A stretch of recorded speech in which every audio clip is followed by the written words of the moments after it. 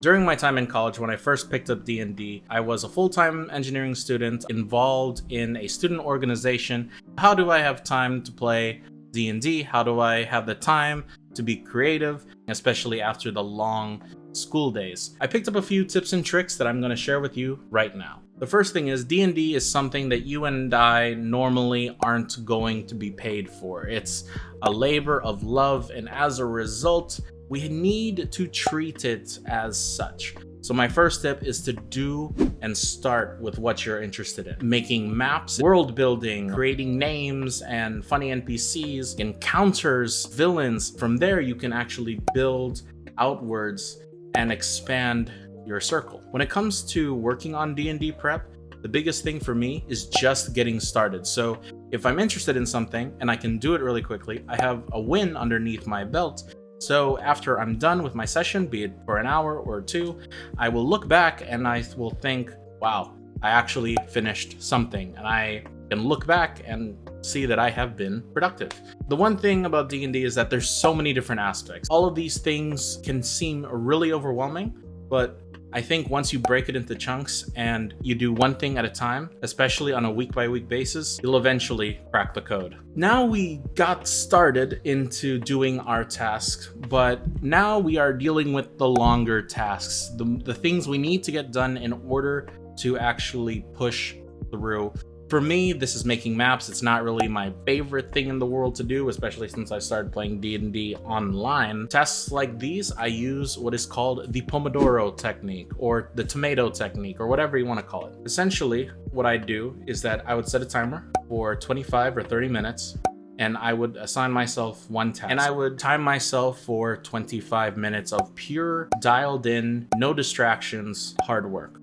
But then after that, I would take a break for 5 minutes or so. Once that happens, I would do nothing else. I would get up, stretch, go get water or something, and then come back. After that, I would usually take a 30-minute break or an hour, which can be anywhere from a game of League to grabbing food. Anything that gets me away from the computer or from the writing task. The third productive technique that I've used is a to-do list. And this might seem pretty basic, but I've done this the right way and I've also done this the wrong way. So to start with the wrong way is when I put task upon task upon task upon task to the point where I would wake up in the morning, I would look at the to-do list, and all of a sudden, there is absolutely too much on the to-do list for me to do. My trick that I've recently learned is to do this, and this might not work for you, but take it for what you will. You're gonna write 3 tasks. You're gonna start with a blank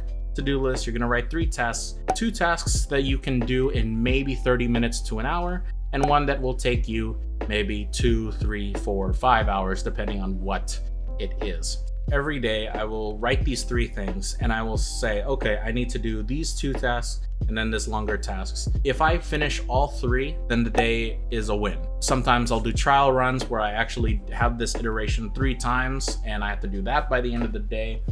But if I can get through one iteration of it, I am happy with myself. Number 4 is something that I've done after the Pomodoros, after the to-do list. Doing Pomodoros and to-do lists can make you almost feel robotic. I mean, these things are set in iterations where you are almost robotically doing things over and over and over again, depending on the different tasks that you're doing. What I like to do, and this is more of a me thing, I don't know if this will work for you, but what I like to do is mix my organization setup from time to time.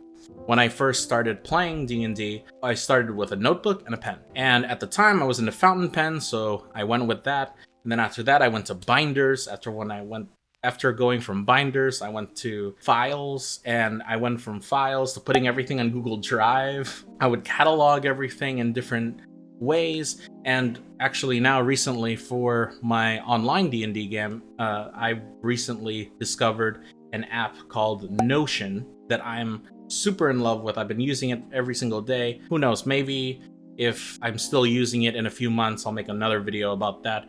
But yes, I'm a nerd. I'm weird. Thanks for noticing. There is a time when being productive about D&D is impossible. D&D as an art form, you can't force creativity. It's really honestly time to consider taking a break for a few days, a week, however long you need. But believe it or not, I would argue you're actually being productive. Like I said before, D&D is a form of art, and I believe, was it Picasso who said this, is good artists copy, but great artists steal. Burnout is a real thing. I've made a few videos on this channel about DM burnout. In fact, I'm thinking for maybe a future video is I would make an entire adventure only stealing different things. Maybe I'll do that. Let me know in the comments if that's a good idea for a video, but I don't know. Anyways, you need a break, and what I would argue that you should do, you should play more games, you should watch more movies, you should go hang out with your friends and talk to them about travel and see the different landscapes of the world and different cultures, and maybe exist, because there have been so many times when I am playing D&D or I'm prepping D&D and I realize that the biggest answers to my problems are the most simple answers, and that there are some things that exist in this world that I don't really know, but I can actually investigate or look at, and I can say, this thing in my world, it's exactly like this. And you've seen me done that many times if you watch my D&D live stream that I stream every single week. To be honest, when I'm existing or I'm playing a game and I see something from other great creators and I have this aha moment of, oh, I would love to see that in a D&D game. To me, that is one of the joys of playing D&D and any other tabletop RPG.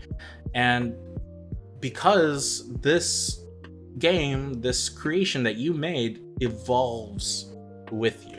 And that is it for this video. If you enjoyed this, please let me know by hitting the like button down below.